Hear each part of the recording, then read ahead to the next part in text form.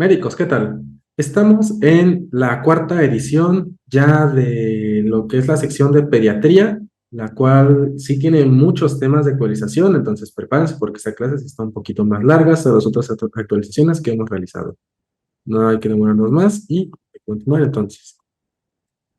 Vamos a iniciar con el TDAH, que se define como un trastorno del neurodesarrollo, sobre todo como una disfunción ejecutiva, que se caracteriza por el defecto en el control inhibitorio, así como dificultades con la memoria de trabajo, y va a estar caracterizado por inatención, desorganización e hiperactividad acompañado de impulsividad, el cual se puede presentar en diferentes escenarios de la vida y, lo más importante, va a provocar dificultades en el funcionamiento cognitivo, educacional y laboral. La GPC nos da los criterios del CIE-11 ya y el DSM-5, que es lo que estamos revisando acá. Entonces tenemos por el DSM-5, se caracterizará por 1 y o 2, y nos menciona la tablita que como tal los síntomas no son solo una manifestación del comportamiento de oposición, desafío, hostilidad o fracaso para comprenderte las instrucciones. El primer criterio es inatención, el cual incluye 6 o más de los siguientes síntomas que se han mantenido durante al menos 6 meses en un grado que no concuerda con el nivel de desarrollo y que afecta directamente las actividades sociales y académicas o laborales. En los adolescentes mayores y en los adultos se requiere un mínimo de 5 síntomas. En cuanto a la inatención, entonces necesitamos 5 o 6 en la mayoría de los que son menores, ¿no? A menudo no pueden prestar mucha atención a los detalles o cometen errores por descuido en el trabajo escolar, en el trabajo u otras actividades. A menudo tiene problemas para mantener la atención en tareas o actividades lúdicas. A menudo no parece escuchar cuando se le habla directamente. A menudo no sigue las instrucciones y no termina el trabajo escolar, los quehaceres o las obligaciones en el lugar de trabajo. A menudo tiene problemas para organizar tareas y actividades. A menudo evita, le disgusta o se muestra reacio a realizar tareas que requieren un esfuerzo mental durante un largo periodo de tiempo, como las tareas escolares. A menudo pierde cosas necesarias para tareas y actividades, como materiales escolares, lápices, libros, herramientas, billeteras, llaves, papeleo, anteojos y teléfonos móviles. Y también a menudo se va a distraer con facilidad. Suele ser olvidadizo en las actividades diarias.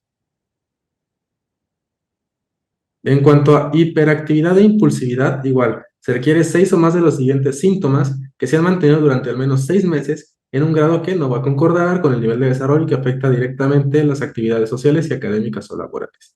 En los mayores de 17 años de edad, pues igual se requieren mínimo 5 síntomas. Por aquí nos agrega algunas cosas, por ejemplo, el apartado B, por ejemplo, nos habla de que algunos síntomas de inatención o hiperactivo impulsivos estaban presentes antes de los 12 años. Varios síntomas de inatención o hiperactivo impulsivos están presentes en 2 o más contextos, es decir, que están en la casa, en el trabajo, en el colegio, con amigos, familiares o en otras actividades.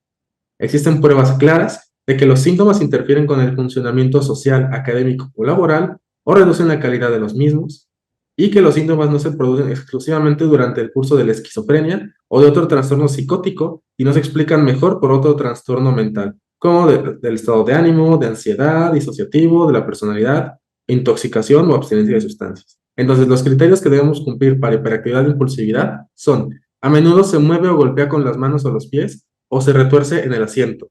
A menudo deja el asiento en situaciones en las que se espera que permanezca sentado. A menudo corre o trepa en situaciones en las que no es apropiado. Y en cuanto a los adolescentes, pues menciona que se limitan solamente a sentirse inquietos. A menudo no pueden jugar o participar en actividades de ocio tranquilamente. A menudo está en movimiento o actúa como si estuviera impulsado por un motor. A menudo habla en exceso. A menudo suelta una respuesta antes de que se haya completado una pregunta. A menudo tiene problemas para esperar su turno y a menudo interrumpe o se entromete en conversaciones, en juegos o en otros. Los tienes que encontrar estos de acuerdo al DSM-5. Después tenemos los del CIE-10, los cuales tenemos que es un patrón persistente de al menos 6 meses de falta de atención o hiperactividad, impulsividad o ambos, que comienza típicamente en la niñez temprana y los síntomas interfieren con el funcionamiento académico, ocupacional o funcional. Además, tiene que haber varios síntomas de falta de atención, hiperactividad e impulsividad antes de los 12 años de edad y varios síntomas de falta de atención, hiperactividad e impulsividad en 2 o más entornos, por ejemplo, igual casa, escuela, trabajo, amigos, familiares. Hay pruebas claras de que los síntomas interfieren en el funcionamiento social, académico o laboral o reducen su calidad. Y los síntomas no ocurren de manera exclusiva durante el transcurso de esquizofrenia u otro trastorno psicótico y no son explicados por otro trastorno mental como los que ya revisamos anteriormente. Por CIE-10 también tienes que especificar, ¿no? Si tiene presentación con predominio de déficit de atención o si tiene predominio, hiperactividad, impulsividad y si no se llamará presentación combinada. Y también hay que especificar si está en remisión parcial. Cuando la condición persiste hasta la edad adulta es posible que se pierdan síntomas suficientes y también especificar la intensidad. Si es leve, se identifican síntomas escasos, moderados, intermedia y graves y se experimentan muchos síntomas y muchos más de los que se requieren para establecer el diagnóstico. No se tendrás por los 8. Muy importante, también nos habla la GPC de las comorbilidades asociadas con el trastorno de déficit de atención e hiperactividad. Por ejemplo, tenemos trastornos de aprendizaje, o sea, de la lectura del cálculo, hasta en el 39% de las personas. Trastorno del desarrollo de la coordinación motora, hasta en el 47-52% de las personas. Trastorno en el desarrollo del habla y expresivos, hasta en un 35%. Trastornos generalizados del desarrollo, hasta en un 26%, trastorno negativista desafiante en un 40 y 60%, trastorno disocial 14.3%, síndrome de Tourette 10.9%, abuso de sustancias, menciona que el riesgo es 5 veces mayor que en la población normal, trastorno depresivo mayor o trastorno bipolar 3.8 y 2.2% respectivamente, ansiedad hasta en el 35% de los pacientes, y del sueño entre el 30 y el 60% de los pacientes. Entonces hay que tener esto muy en cuenta y también son preguntas de alta dificultad para el ENARM. En cuanto al tamizaje, nos menciona la GPC que se debe realizar el cuestionario de Conners para padres y el cuestionario de Conners para maestros para detectar niños, niñas y adolescentes con TDAH. Y se debe enviar a primer nivel de atención para realizar el diagnóstico a todo niño o niño y adolescente con trastorno de déficit de atención que se detecte con el cuestionario de Conner cuando la puntuación es mayor a 17 en niños entre 6 y 11 años y para las niñas entre 6 y 11 años mayor a 12. Es importante que incluso sí tenemos una diferencia, ¿no? Otra vez, no es necesario que te aprendas el cuestionario, solo tienes que saberte el punto de corte. En cuanto al tratamiento no farmacológico, vemos que los pacientes con trastorno de déficit de atención e hiperactividad se deben enviar a psicología para iniciar terapia conductual mediante técnicas de modificación del comportamiento.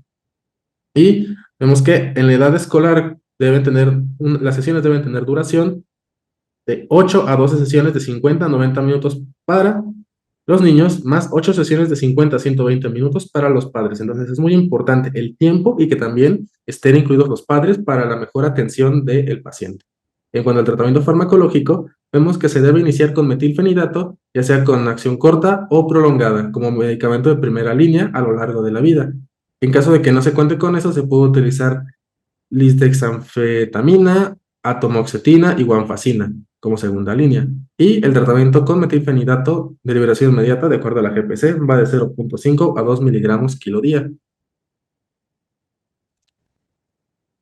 En cuanto al seguimiento, vemos que durante el primer mes de tratamiento, la dosis de medicamento se recomienda ajustar con un seguimiento que puede ser semanal o puede ser quincenal. Y se recomienda comenzar con dosis baja de medicamento y ajustar la dosis hasta que proporcione el máximo beneficio y los mínimos efectos adversos. Entonces, no es nada más dejarle su pastillita y ya. Hay que estar al pendiente del niño para que tenga los menos síntomas secundarios al metilfenidato. Que bueno, si algunos de ustedes lo utilizaron para el examen, pues ya saben, ¿no? Tampoco, sí es muy poco agradable. Y se recomienda realizar pruebas de suspensión de medicamento que mejoren sintomatología después de 3 años de tratamiento. O sea, hasta los 3 años puedes valorar, suspender incluso el fármaco. Entonces también, no es para siempre.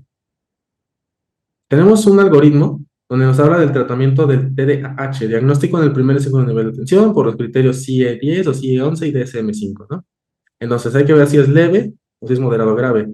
Si es leve, con pura psicoeducación lo podemos solventar. Terapia conductual y entrenamiento para padres, así como refuerzos educativos en el área escolar y cita mensual hasta completar el año y reevaluar. En caso de que haya progresado o lo diagnosticamos de inicio como moderado o grave, pues entonces hay que dar fármacos por el psiquiatra o por el neuropediatra. Entonces, fíjense quién es el único que puede dar esto. Y aquí nos dice realizar un examen físico, medición de la presión arterial, frecuencia cardíaca, peso y talla, para detectar comorbilidades y también explicar al paciente y los padres los efectos adversos de los fármacos. Si no aceptan el tratamiento, bueno, pues entonces se va a un equipo en salud mental. Si se aceptan el tratamiento, pues entonces metilfenidato 0,5 a 2 miligramos kilo día.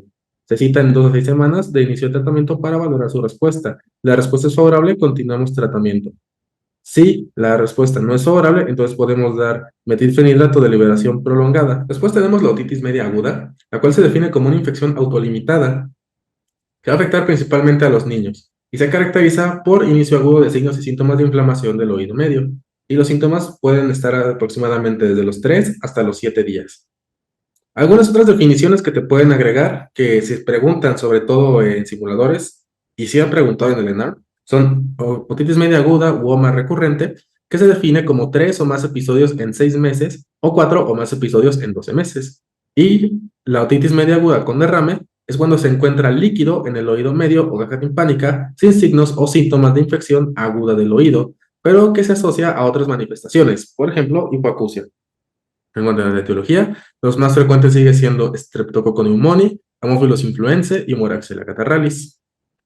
Factores de riesgo para otitis media aguda, la GPC nos dice que hay modificables y no modificables. Los no modificables son edad, género masculino, ser de etnia caucásica, ser güerito, gemelo en guardería, nacimiento prematuro, inmunodeficiencias, atopias, disfunción de la trompa de Eustaquio o anormalidades craneofaciales, así como factores genéticos. Mientras que los modificables son acudir a guardería, falta de lactancia materna exclusiva, exposición a tabaquismo y contaminación, uso de chupones y biberones, así como la obesidad. Incluso la GPC nos habla de que para evitar cuadros de otitis media aguda y proveer protección al lactante, la alimentación con seno materno deberá ser exclusiva en los primeros 6 meses de vida. Entonces, bueno, prácticamente la GPC siempre te va a decir esta frase de la alimentación con seno materno deberá ser exclusiva en los primeros 6 meses de vida para todas las enfermedades. Entonces, pues ya, ¿no? Siempre es como un comodín poner lactancia materna.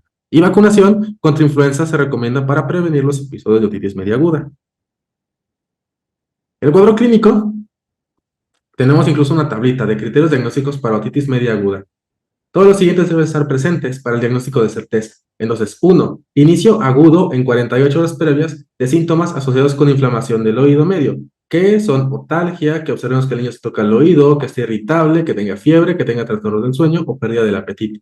Signos de inflamación, incluyendo hiperemia intensa o color amarillo de la membrana timpánica, así como presencia de líquido en el oído medio, por abombamiento de la membrana timpánica o por movilidad reducida o no presente por otorrea secundaria perforación espontánea. La sola presencia de otorrea no secundaria otitis externa asociada a membrana timpánica perforada es considerado por sí mismo signo objetivo de otitis media aguda. En cuanto a la otoscopía, la GPC nos habla de que la otoscopía neumática es el método diagnóstico de otitis media con derrame, pues la movilidad reducida de la membrana timpánica correlaciona más de cerca con la presencia de líquido en el oído medio. Entonces hay que ver si la membrana timpánica se encuentra humedecida, translúcida o ligeramente opaca, retraída y con movilidad disminuida. Y aquí incluso tenemos imágenes que nos van a dar la otoscopía, ¿no? Membrana timpánica normal, una otitis media aguda, donde vemos justamente inflamación, y también vemos aquí que hay tantito líquido, y finalmente otitis media con derrame, ¿no? Donde se ve muchísimo más líquido. En cuanto a la timpanometría, solo se puede realizar en las siguientes situaciones específicas. Pacientes con intolerancia a la otoscopía neumática, imposibilidad para realizar otoscopía neumática por carencia de equipo o entrenamiento, dificultad por obstrucción parcial por cerumen o por conducto auditivo externo estrecho, por ejemplo en caso de síndrome de Down, pacientes con condiciones de alto riesgo y necesidad de confirmación de otitis media con derrame previa cirugía. Ahora vemos que en caso de otitis media aguda en población pediátrica se recomienda realizar timpanometría. Para demostrar el grado de hipoacusia en pacientes a partir de los 4 años de edad, se recomienda realizar audiometría convencional y luego audiometría en los menores potenciales evocados y o emisiones otoacústicas. Finalmente, las indicaciones de tímpanocentesis son para confirmar diagnóstico y también para aliviar la otalgia, así como solicitar tensionegram y cultivo con antibiograma para basar la elección de medicación antimicrobiana únicamente.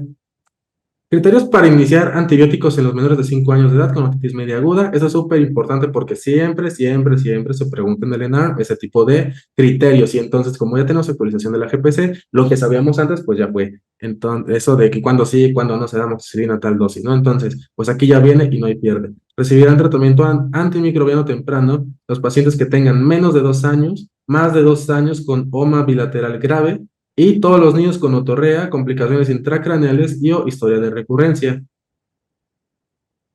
Y se tiene que hacer seguimiento de 48 a 72 horas. Los antibióticos va a depender si tenemos síntomas leves o síntomas severos. que de todos modos, pues es casi lo mismo, ¿no? Amoxicilina y amoxicilina con ácido clavulánico. En cambio, en caso de que tengamos síntomas leves, es amoxicilina 80 a 90 miligramos por kilo día en 3 dosis. O sea, 3 veces al día, pues. Y síntomas severos, amoxiclav 80 a 90 miligramos kilo día a la dosis de amoxicilina en 3 dosis. Ahora, por ejemplo, vemos que los tubos de ventilación se van a utilizar en niños con otitis media con derrame crónico y problemas de audición con o sin problemas de lenguaje recurrente.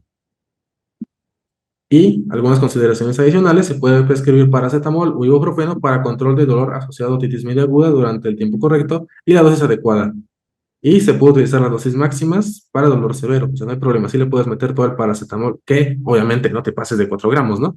O bueno, en niños, creo que 90 por kilo, no me acuerdo. Y utilizar gotas anestésicas ópticas, adicionar analgesia oral para disminuir el dolor en niños de 3 años y mayores sin perforación de membrana timpánica. Tenemos los algoritmos muy importantes de la GPC. De hecho, se ven como algoritmos viejitos, ¿no? No sé si los han actualizado o no. Pero bueno, tenemos entonces un inicio agudo, menos de 48 horas, con notalgia, irritabilidad y fiebre. Fíjense cómo ni nos habla de signos de trabajo ni nada de eso, ¿no? Pero bueno, otoscopia simple, con membrana timpánica hiperémica y abombada.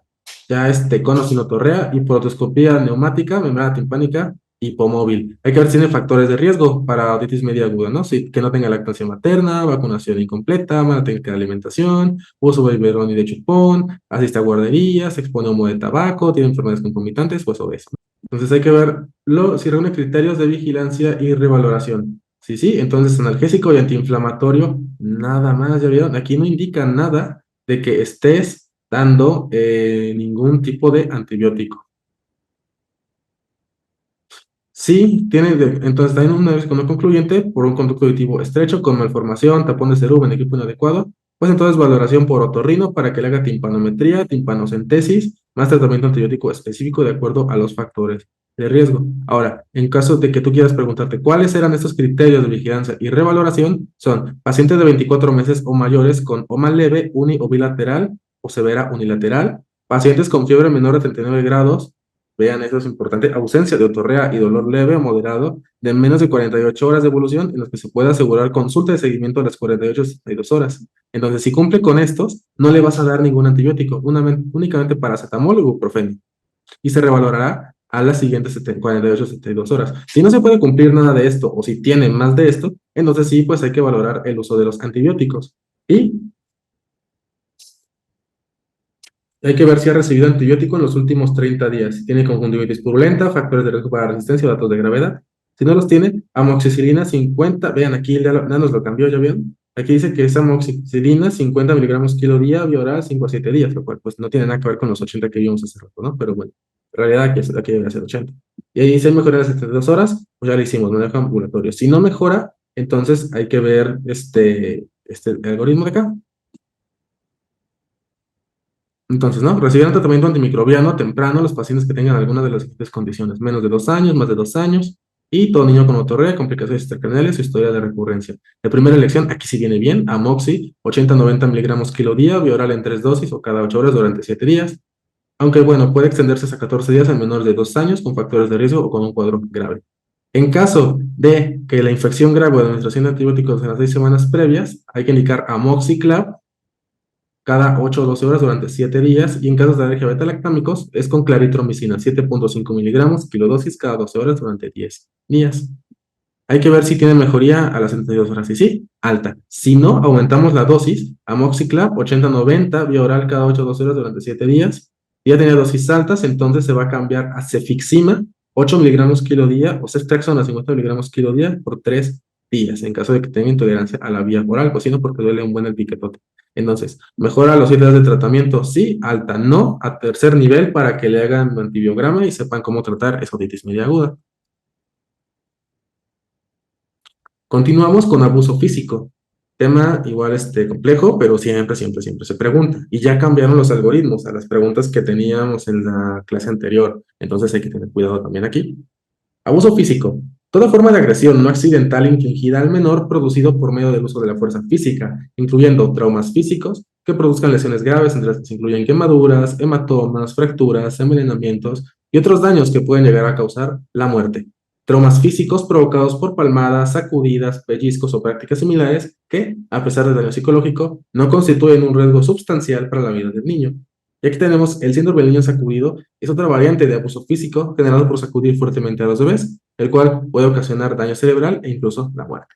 La GPC prácticamente nos va a hablar de cómo identificar las lesiones asociadas al abuso físico. Entonces aquí tenemos los hematomas. Aquí tenemos los hematomas, que se debe considerar la presencia de maltrato infantil cuando encontramos hematomas en niños con las siguientes características. 1. Encontrar hematomas en un bebé que aún no alcanza su motilidad independiente. 2. Aquellos que estén localizados en cabeza, cara, oído, cuello, tronco, nalgas y brazos. Cuando están en sitios defensivos, como la parte superior de los brazos o la parte externa de los muslos. Cuando se vinculan con un objeto utilizado. Cuando la localización de los niños con discapacidad, además de pies, manos, muslos, brazos y abdomen, también se tienen que considerar rodillas. Y utilizar la regla TEN, cuyos hematomas se van a localizar en torso, oreja y cuello, neck de cuello, para niños de hasta 4 años y en cualquier región para menores de 4 meses. Ahora, la edad máxima para sufrir hematomas por resbalance y tropiezos es a los 2 años y ocurren en forma de T en la frente, nariz o labio superior. Entonces, todo hematoma que no esté ahí no es justificación y hay que sospechar. Sospechar. La GPC siempre te va a decir sospechar abuso físico. No porque tú veas un hematoma, tienes que decir, ah, sí, es abuso físico. Hay que realmente corroborar lo que estamos haciendo. Ahora sí nos habla de que la presencia de petequias en asociación con hematomas es un fuerte indicador de abuso. Sin embargo, su ausencia no excluye el maltrato. En cuanto a las quemaduras, se debe considerar que una quemadura no escaldada es intencional cuando se presenta delimitada o con cicatrices en formas que reflejaban el agente utilizado, cuando están en extremidades, tronco y dorso de las manos, y cuando coexisten con síntomas adicionales de abuso, con signos, y cuando encontramos datos de alarma, como son declaración de lesión intencional o una quemadura donde la explicación es incompatible con la lesión, quemadura delimitada en la forma del agente utilizado, quemaduras con cráteres profundos compatibles con quemaduras de cigarrillos y múltiples quemaduras que no son por escaldadura, así como quemaduras que coexisten con otro tipo de lesiones. En cuanto al síndrome del niño sacudido, nos habla del trauma craneal. Cuando tenemos 4 variables o observamos compromiso respiratorio, hematomas que involucren orejas, cuello, torso, hemorragias subdurales bilaterales, interhemisféricas, así como fracturas craneales, excepto una fractura aislada.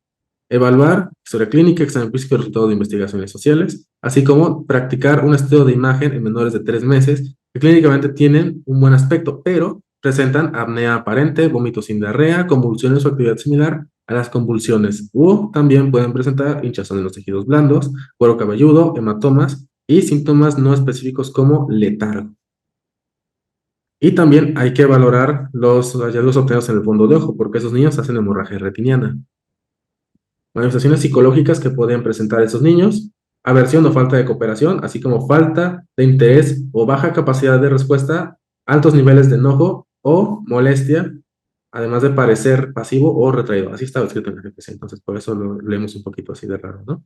Y se sugiere explorar antecedentes de abuso físico infantil también en los padres. De hecho, menciona mucho prácticamente este apartado en cada uno de las valoraciones que se tienen que hacer en el niño. Por lo tanto, pues sí, también hay que sospechar, ¿no? De que a lo mejor el padre fue abusado y de ahí es donde viene la conducta. Se sugiere valorar conductas externalizantes en los padres de cuyos hijos se sospeche abuso físico infantil. Y se sugiere valorar conductas internalizantes de las madres en cuyas hijas se sospecha de abuso físico infantil. En cuanto a los elementos sociales, hay que valorar si también no presentes de familia, recursos parenterales limitados, estrés crónico en los padres derivado de situaciones sistémicas, abuso de sustancias, así como habilidades para la crianza deficientes. También, incluso la GPC nos menciona que se sugiere la aplicación de la visión domiciliaria como técnica fundamental para valoración social en caso de sospecha de maltrato infantil. Y finalmente, se recomienda emplear el modelo ecológico de Bronfenbrenner, pregunta de NARM. Entonces, por eso la colocamos, lo vuelven a aplicar, si venía en la GPC anterior y aquí te lo vuelven a poner, ¿no? ¿Cuál es el modelo más adecuado para el abuso físico infantil? El modelo ecológico. No le tienes que aprender el nombre, solo tienes que saber que es el modelo ecológico. Para el análisis del maltrato infantil, de tal manera que sean considerados de forma integral los factores presentes en el macrosistema, exosistema, microsistema y ontosistema.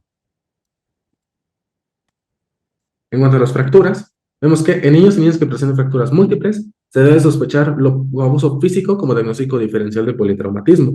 Nos habla de que las fracturas en costillas se deben considerar un signo de abuso físico sin importar la localización, aunque también hay que valorar si el paciente tiene raquitismo o alguna enfermedad que afecte el hueso, ¿no? En todo niño que presente fractura femoral, se debe considerar abuso físico si es menor a 18 meses, si su movilidad aún no es independiente y si existen incongruencias en el mecanismo de lesión, así como se debe sospechar abuso en fracturas en las metáfisis. Y la presencia de fractura del húmero en menores de 3 años debe considerarse para la sospecha también de abuso físico, con mayor probabilidad incluso en menores de 18 meses. Así como la fractura en espiral o oblicuos debe considerarse indicador para sospechar abuso, ¿no? Pues si fue un traumatismo directo, por eso se fracturó así. Aquí tenemos nuestro algoritmo, donde tenemos personal de salud recibe a niños, niñas y adolescentes que presenten lesiones o relato sugestivo de abuso físico. Entonces, valoración inicial al cuidador y al niño. ¿Existe sospecha de abuso físico? Valoración médica. ¿Hay lesiones o relato de abuso físico? Sí. Valoración psicológica, valoración social, documentar y describir detalladamente por parte del personal de salud y notificar en conjunto. Ya es al conjunto. Antes se acuerdan que era el primero Ministerio Público. Ahora es en conjunto al Ministerio Público y a la Procuraduría Federal. En cuanto a la diabetes tipo 1 y 2, hay una GPC que prácticamente las mezcla, solo nos da algunas consideraciones, pero al final para la GPC es casi siempre lo mismo el tratamiento en ambos tipos de diabetes. O el monitoreo por lo menos lo menciona que es casi igual, entonces justamente por eso las coloca en un mismo apartado. Tenemos que la diabetes tipo mellitus es un grupo de enfermedades metabólicas que se caracteriza por hiperglucemia secundaria a un defecto absoluto o relativo en la secreción de insulina y se acompaña de alteraciones en el metabolismo de los lípidos y de las proteínas, lo que conlleva a una afectación micro y macrovascular, la cual afecta a diferentes órganos, ¿no? Ojos, riñón, nervios, corazón, vasos sanguíneos, lo que sabemos de toda la vida. Recordar que se puede clasificar en las siguientes categorías. Diabetes mellitus tipo 1, debido a la destrucción de las células beta, que generalmente va a conducir a la deficiencia absoluta de insulina. Luego tenemos diabetes tipo 1A autoinmune con anticuerpos positivos y B idiopática con ausencia de anticuerpos positivos, ¿no? El anti-65, de esas cosas. Ahora, en cuanto a la diabetes tipo 2, debido a un defecto progresivo en la secreción y resistencia de la acción de la insulina, cosas que ya sabemos, ¿no? Importante, sí, el diagnóstico y el seguimiento, eso es como lo que más menciona la GPC y lo que siempre nos van a preguntar. Entonces, para hacer el diagnóstico de diabetes debe presentar los siguientes criterios. Y fíjense cómo no hace diferencia entre 1 y 2. De hecho, después viene un apartado donde te dice que no importa. Concentración de glucosa plasmática en ayuno después de 8 horas o más, mayor a 126. Concentración plasmática de glucosa de más de 200 miligramos sobre decilitro 2 horas después de la ingesta esa es la curva de tolerancia oral a la glucosa, pero miren, aquí viene la dosis. 1.75 gramos por kilo de peso hasta un máximo de 75 de una carga oral de glucosa por la mañana después del ayuno de al menos 8 horas. Síntomas de hiperglucemia, como polidipsia, poliuria polifagia y una concentración plasmática aleatoria de más de 200 miligramos sobre decilitro, así como hemoglobina glicada más de 6.5, los mismitos de siempre, ¿no? No se recomienda como tal medir niveles de péptido C o anticuerpos específicos en la presentación inicial para distinguir diabetes tipo 1 o 2. ¿Ve? No le importa mucho la GPS, lo importante es que lo diagnostiques. Y en niños con diabetes tipo 2, con esos clínicos sugestivos, también se debe evaluar obesidad para ver si tiene esteatohepatitis no alcohólica o bueno, hígado graso metabólico, somnolencia o ronquidos para ver si no tiene apnea obstructiva del sueño, hirsutismo, acné o irregularidades menstruales para ver si no tiene síndrome de ovario poliquístico. Ahora, esta tablita de aquí se la tienen que aprender sí o sí, porque prácticamente es la revisión periódica que le vamos a hacer a todos los niños y jóvenes con diabetes, independientemente de si es 1 o 2. La hemoglobina glicada 3 a 4 veces por año, pues acuérdense que es el promedio cada 3 meses, o más frecuente es preocupación por mal control glucémico con hemoglobina glicada mayor a 7.8. Inspección de sitios de inyección en cada visita. Recuerden que tiene que ser rotatorio y tiene que hacer su pliegue para la aplicación de insulina. Medición de talla, peso e índice de masa corporal en una sala con privacidad. Tensión arterial se tiene que medir anualmente. Perfil lipídico completo anualmente a partir de los 12 años. Perímetro abdominal en cada consulta. Examen de la vista y dental anual como en la población general. Nefropatía. Vemos que se recomienda de forma anual la medición del cociente albúmina-creatinina en una muestra de primera hora de la mañana a partir de los 5 años de evolución de enfermedad. Es un buen spot, ¿no? Y retinopatía. Vemos que si no hay retinopatía, se recomienda el cribado cada 2-3 años a partir de la pubertad o los 5 años de evolución. Eso en tipo 1. Acuérdense que en tipo 2 es el diagnóstico. Y si existe retinopatía, se recomienda realizar la valoración de la evolución una vez al año. Neuropatía periférica o autonómica con algodón, diapasón de baja frecuencia y monofilamento. Como ven aquí, tenemos que hacer la prueba de los 9 puntos más el diapasón. Vemos que los pies deben ser examinados para detectar neuropatía, infecciones, úlceras, etcétera. Y después de 2 años de duración de la diabetes y anualmente después. Y microalbuminuria, igual de cada 2 años después de diagnóstico de diabetes y posteriormente cada año, en diabetes tipo 1. Eso es muy importante. Aquí tenemos algunas definiciones importantes en contra de la hipoglicemia y las metas de glucosa que siempre se preguntan. Entonces recuerda que una hipoglicemia leve es aquella que tiene menos de 70 miligramos sobre decilitro y como tal están presentes síntomas autonómicos. Sin embargo, la persona se puede autotratar. La moderada es cuando tenemos menos de 65 miligramos y ya hay síntomas neuroglucopénicos. Sin embargo, menciona que la persona todavía es capaz de tratarse. Y finalmente, la severa es cuando tenemos 50 miligramos o menos y aquí es necesaria la asistencia de otra persona, incluso pueden presentar pérdida de la conciencia. Entonces, es muy importante también las hipoglicemias, ¿no? Todo paciente con insulina es susceptible a presentar hipoglicemia, entonces hay que tener cuidado nada más. Igual tenemos otra clasificación de la hipoglucemia, donde tenemos la severa, que es un suceso que requiere la ayuda de otra persona para administrar hidratos de carbono, glucagón o medidas de resucitación. Y como tal puede que no se disponga de mediciones de la glucemia durante ese suceso. Se produce recuperación de las funciones neurológicas. Tras la glucemia normal, se considera suficiente de que el suceso ha sido ocasionado por una baja concentración de la glucosa. Eso, la severa, ¿no? En cuanto a la documentada, es cuando tenemos síntomas típicos de la hipoglucemia que se acompañan de una concentración medida de la glucemia de menos de 70, una asintomática, cuando el paciente no tiene síntomas típicos, pero sí tiene menos de 70 de glucemia, y la relativa, en donde tenemos un suceso en que la persona refiere haber tenido alguno de los síntomas típicos de la hipoglucemia y lo interpreta como indicativo de hipoglucemia, y que en la medición de la glucemia tiene más de 70 miligramos sobre decilitro, o cercano a esta cifra, ¿no? La sintomática y la relativa se van a presentar en pacientes que ya tienen disfunción autonómica por la neuropatía, entonces hay que tener cuidado en esa situación. Aquí tenemos incluso también, así te la tienes que aprender, niveles objetivos de glucosa. Antes de los alimentos, bueno, ayuno pues, tiene que ser de 72 a 126 miligramos. 2 horas después del postprandial, 90 a 180 miligramos sobre decilitro. Antes de dormir, de 108 a 180 miligramos sobre decilitro. Y a las 3 de la mañana, de 90 a 144 miligramos sobre decilitro. Hay que ajustar la dosis del medicamento antidiabético o hipoglicemiante, dependiendo, para poder llegar a estas metas. Aquí tenemos las recomendaciones de tratamiento de diabetes tipo 1 y diabetes tipo 2. Nos habla que todo paciente con diabetes tipo 1 debe tener insulina como parte del tratamiento. Tenemos que recordarle que se deben rotar los sitios de aplicación de insulina para mantener la piel en buen estado. Se recomienda cambio a bomba de infusión continua de insulina en pacientes tratados con esquema multidosis de insulina cuando el control de la glucosa es inadecuado, tiene predominio de hipoglicemias y en pacientes seleccionados. Y recordar que para la administración de la insulina se recomienda que del total de insulina diaria administrada se tome entre un 40 y 60% de basal y el resto de acción ultra rápida o regular en tiempos preprandiales, ¿no? Entonces acuérdate que empezamos siempre a 0.2 unidades por kilo y ya de ahí entonces tendrías, casi siempre por eso aplicamos como mitad y mitad en la basal, mitad en los bolos. Tratamiento de diabetes tipo 2, vemos que deben ser tratados con metformina o insulina.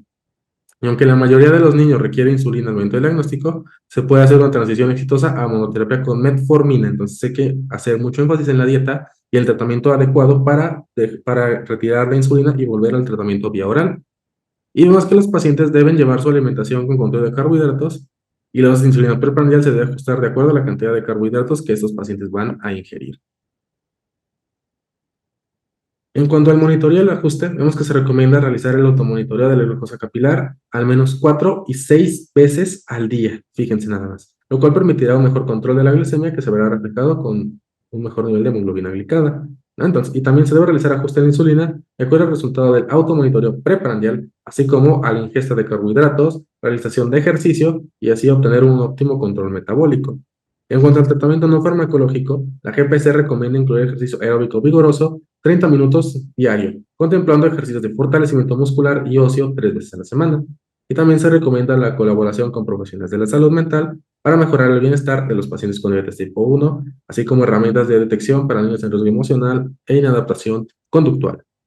En cuanto al algoritmo, vamos a tener sospecha de diagnóstico de diabetes, ¿no? Hay que ver si el paciente es o no es obeso. Si es obeso, hay que solicitar péptido C e insulina en ayunas. Si lo tiene alto, es diabetes tipo 2. Si es bajo, hay que ver si tiene autoanticuerpos. Si los tiene, era diabetes tipo 1. Y si no, bueno, pues entonces es idiopático. En caso de que no sea obeso, hay que ver si tiene anticuerpos. Si sí, bueno, es diabetes tipo 1. Si no, entonces hay que solicitar el péptido C o la insulina. Si es bajo, tiene un MODI. Y si es alto, entonces tenía diabetes, o tiene más bien diabetes tipo 2. Ya nos faltan los temas médicos, ya yo sé que la clase ya se alargó, pero bueno, son las actualizaciones, entonces hay que darle. Y esos dos temas que vienen son así capitales, por eso los dejamos al final. Bueno, de hecho, prácticamente todos los que vimos aquí en esta clase. Pero bueno, entonces, neumonía bacteriana adquirida en la comunidad es la principal causa de mortalidad en los menores de 5 años. Y vemos que la neumonía como tal es un proceso inflamatorio agudo del parénquima pulmonar de origen infeccioso, ya sea viral o bacteriano. La etiología de la neumonía propiamente es por virus respiratorios hasta en el 62% de los casos y, sobre todo, virus sitial respiratorio.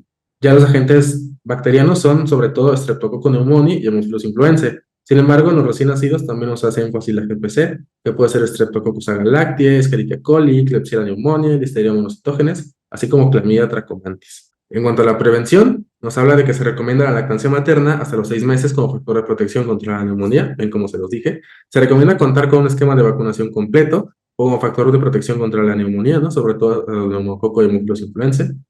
Y se recomienda evitar el tabaquismo activo y pasivo como factor de protección. Estudios adicionales, como tal, tenemos que se sugiere realizar hemocultivo en caso de estar disponible en pacientes que tienen datos de sepsis. Únicamente si tiene sepsis se recomienda hemocultivo, si no, no es necesario.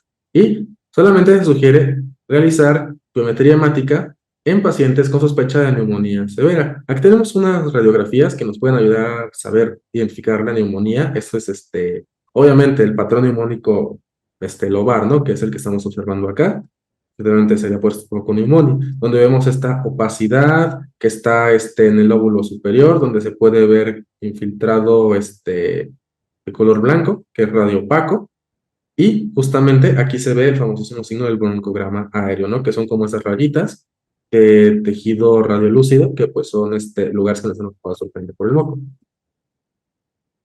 En cuanto al diagnóstico, se sugiere entonces realizar radiografía de tórax en pacientes cuando tienen neumonía severa, si el riesgo es clínico. Y aquí tenemos características de la neumonía severa en niños y jóvenes, datos clínicos que tienes que encontrar, dificultad para respirar, disnea, terapia intercostal, que pues habla de dificultad respiratoria, obviamente, saturación de oxígeno menos de 90, frecuencia cardíaca elevada para la edad, letargo, disminución del estado de conciencia, así como quejido. Recuerda cómo vas a diagnosticar neumonía, ¿no? Fiebre, estertores, crepitantes, dificultad respiratoria, ¿no? Y a la exploración, pues también el área de consolidación se mate, ¿no? A la percusión.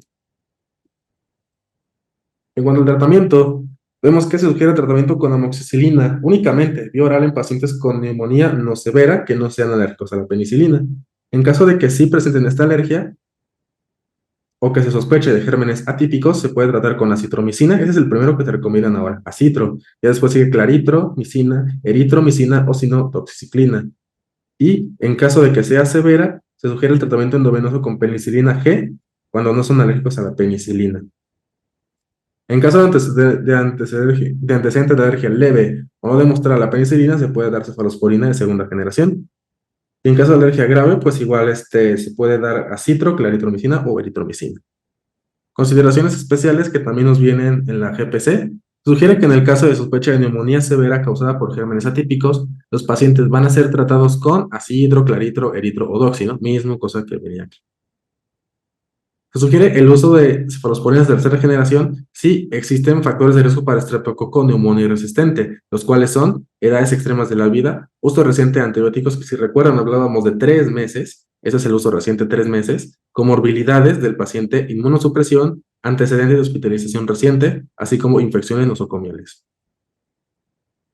Se sugiere que en pacientes que tengan una neumonía no severa, el tratamiento antibiótico dure únicamente 5 días para determinar si es necesario un ajuste o concluir el esquema. Y finalmente nos dice que se sugiere que en los pacientes que tengan una neumonía bacteriana y un derrame pleural de más de 10 milímetros, si se realice una punción pleural. Entonces el punto de corte, 10 milímetros. Aquí tenemos nuestros algoritmos de la GPC, que están hasta cierto punto sencillitos, ¿no? Vamos a ver. Signos y síntomas de neumonía. ¿Tenemos datos de neumonía severa? Sí, manejo intrahospitalario y nos vamos al siguiente. No, no tiene neumonía severa. Manejo ambulatorio. Entonces, hay que ver si tiene o no alergia a la penicilina o sospecha de gérmenes atípicos. Sí, sí. Entonces vamos a dar macrólidos, vía oral, acitro, claritro, eritro o doxiciclina. Y si no tenemos alergia a la penicilina o no sospechamos de agentes atípicos, amoxi, vía oral. Hay que ver si tiene mejoría los 5 días del manejo. Si los tiene, alta. Si no, revolvamos tratamiento. Ahora, tenemos una neumonía severa. Vamos a dar manejo intrahospitalario. Realizamos radiografía de tórax y biometría hemática. ¿Vieron? Hasta este punto, hasta que ya está hospitalizado. Radiografía y biometría. ¿Se confirma el diagnóstico? Sí. Hay que ver si tiene alergia a la penicilina. Si la tiene, entonces hay que ver si es leve o no demostrada. Vamos a dar cefalosporinas de segunda generación. Si sí es grave, inmediata sospecha de gérmenes atípicos, damos macrólido, acitromicina o doxy-IB. En caso de que no sea alérgico a la penicilina, hay que ver si tiene factores de riesgo para estreptococo resistente. Si no, penicilina G intravenosa o su equivalente. Y si sí los tiene, bueno, pues cefalosporina de tercera generación, ¿no? Ceftriaxona para los amigos. Ok, mejoría de los 3 días de tratamiento, sí. Considerar modificar tratamiento viral 2 días más y egresar. Y si no, revaluar tratamiento y completar los 5 días intravenosos. Entonces, incluso puedes dar 3 días de tu cefalosporina en tercera generación y ya a los últimos 2 días le cambias a un tratamiento bioral para poderlo egresar a la brevedad. Último tema, médicos. IBU no complicada en niños o, bueno, en menores de 18 años, ¿no? Definición. La infección de vías urinarias es el crecimiento de microorganismos en el tracto urinario, que se adquiere por vía ascendente, aunque también se puede adquirir por hematógena o directa cuando tenemos manipulación de la vía urinaria, tras la colonización por patógenos intestinales asociado a sintomatología clínica compatible. Etiología, vemos que el principal de ese es Escherichia coli, 90% del sexo femenino y 80% del masculino. Klebsiella pneumoniae en segundo lugar, y ya posteriormente Enterobacter, Enterococo y Pseudomonas. El cuadro clínico, tenemos diferencias entre los menores de 3 meses y los mayores de 3 meses. En los menores de 3 meses, los más frecuentes son fiebre, vómito, letargia, irritabilidad. Ya después pueden presentar pérdida de peso o de apetito. Y en última instancia, dolor abdominal, ictericia, hematuria o orino maloliente. De 3 meses en adelante van a presentar los síntomas típicos: fiebre, disuria y poliaquiuria. Ya después pueden presentar dolor abdominal, vómito, anorexia, así como incontinencia. Y finalmente pueden presentar fiebre, astenia, diarrea, irritabilidad, hematuria o incluso orina turbia. El diagnóstico es meramente clínico, recordemos, pero ya nos hace énfasis en cómo confirmar que estamos ante una infección de vías urinarias. Entonces, se debe diagnosticar infección de vías urinarias con tira reactiva positiva, presentando esterasa leucocitaria, así como nitritos. En menores de 2 años también se recomienda microscopía de orina para detectar bacterias y piuria en el diagnóstico de infección de vías urinarias. Vemos algunas consideraciones importantes, ¿no? Como que la punción suprapúbica se recomienda en niños con fimosis moderada o severa o en niñas que tengan labios adheridos.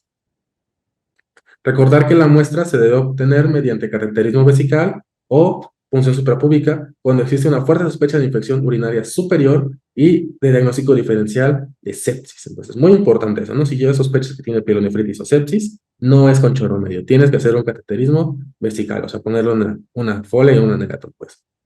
Se debe diagnosticar IBU si el cultivo demuestra el crecimiento de un solo organismo y es muy importante. Prácticamente si tienes dos, la muestra está mal tomada y se tiene que repetir. Y estos son los puntos de corte que tienes que saber sí o sí. Cuando tenemos cateterización vesical transuretral, con solo 10.000 unidades formadoras de colonia, ya es diagnóstico de infección de vías urinarias. Cuando es punción suprapúbica, igual, 10.000 unidades formadoras de colonia. Cuando es cateterismo vesículo ureteral, más de 100.000 unidades formadoras de colonia. Entonces es muy importante la diferencia, ¿no? Si le das a la vejiga son 10.000. Pero si es por cateterismo, sí son los 100.000 de siempre. Bolsa urinaria, más de 100.000. Y micción espontánea por chorro medio, más de 100.000 unidades formadoras de colonia. Auxiliares diagnósticos, se recomienda realizar ultrasonido de riñón y vejiga en lactantes con infección urinaria febril para excluir la obstrucción del tracto urinario superior e inferior. También se recomienda realizar ultrasonido de tracto urinario a niños menores de 2 años o con IBU atípica durante la infección aguda. Esto para identificar las anomalías estructurales del tracto urinario como obstrucción, cálculos, abscesos renales o pararrenales. En caso de que sospechemos de alteración de la función renal, se sugiere gamagrama con DMSA en la fase de seguimiento, y esto es 3 meses después de la infección de vías urinarias, que coincide justamente con el tiempo que esperas para que una lesión renal aguda se convierta en enfermedad renal crónica, en caso de que sospeches de alteración de la función renal. Y se recomienda la búsqueda de reflujo vesicular en niños con IBU atípico recurrente, hallazgos sonográficos que indiquen estasis urinaria, infección por microorganismos atípicos o antecedente familiar de esta, ¿no? El tratamiento, aquí la misma GPS se contradice un poquito, pero el primerito que sale es este, ¿no? En los niños mayores de 3 meses, y muy importante porque si no, puedes causar anemia aplásica, sobre todo, o en caso de que tengas deficiencia de glucosa o deshidrogenasa, tampoco puedes utilizar este tratamiento, ¿no? ¿Sabes cuál es? Pues obvio, ¿no? Es el trimetoprim. Entonces, se recomienda usar como primera elección trimetoprim en zonas de bajo riesgo de resistencia. Y en caso de que así los haya, se recomienda nitrofurantoína, amoxicilina o cefalexina. Ahora, se debe iniciar antibiótico en forma inmediata a niños con infección urinaria febril, sepsis, inmunodeficiencia o anomalías nefrourológicas conocidas. Vamos a ver que el tratamiento recomendado en menores de 6 años son las cefalosporinas orales de segunda generación, y como alternativa tenemos fosfomicina cálcica o amoxiclav en esquemas de 3 a 5 días. Y finalmente, el tratamiento intravenoso para pielonefritis son aminoglucósidos como gentamicina dosis única diaria y obviamente por la comprobación de la función renal normal. ¿Por qué? Porque acuérdate que la genta, bueno, si bien es más ototóxica, es también nefrotóxica. Y en menores de 3 meses se debe agregar ampicilina para cubrir enterococo. Para el seguimiento, vemos que se tiene que realizar orocultivo de control a las 48 horas en niños que estén recibiendo tratamiento empírico y que presenten evidencia de complicación. Obviamente, pues para evidenciar, ¿no? Que no está funcionando el tratamiento y pues tener el antibiograma para ahora sí dar el tratamiento más adecuado. Y en todo paciente con diagnóstico de IBU no complicada, también se tiene que realizar un examen de orina de control a las 72 horas, que ya te tiene que salir sin esterasa leucocitaria y sin nitritos y con disminución de las bacterias para corroborar que tu tratamiento fue efectivo. Finalmente, tenemos aquí los algoritmos, que están bonitos. Vamos a ver. Diagnóstico de infección de vías urinarias en pediatría. Fiebre sin foco, vómito, anorexia, mal crecimiento ponderal, dolor lumbar, disfuria, poliaquiuria y dolor abdominal, ¿no? Hay que ver si el paciente controla o no el esfínter. Si sí, entonces recolección de orina por chorro medio. Si no, o el diagnóstico es urgente, entonces recolección de orina por sondeo o punción suprapúbica. Bueno, de todas maneras, necesitamos un examen microscópico y una tira reactiva. Examen microscópico, hay que ver si tiene leucocitura significativa o si tiene bacterias. Y en la tira reactiva, ver si tiene nitritos o tiene esterasa leucocitaria. Si no los tiene, reevaluación clínica y buscamos otras patologías. Si sí los tiene, entonces recolección de orina confiable y urocultivo. Una vez que tomamos nuestro urocultivo, inmediatamente iniciamos tratamiento empírico y vamos a esperar los resultados. Si el urocultivo es positivo, diagnosticamos infección de vías urinarias. Y ahora sí, ¿no? Ya tenemos nuestra infección de vías urinarias. ¿Qué tratamiento vamos a dar dependiendo de la edad de nuestro paciente?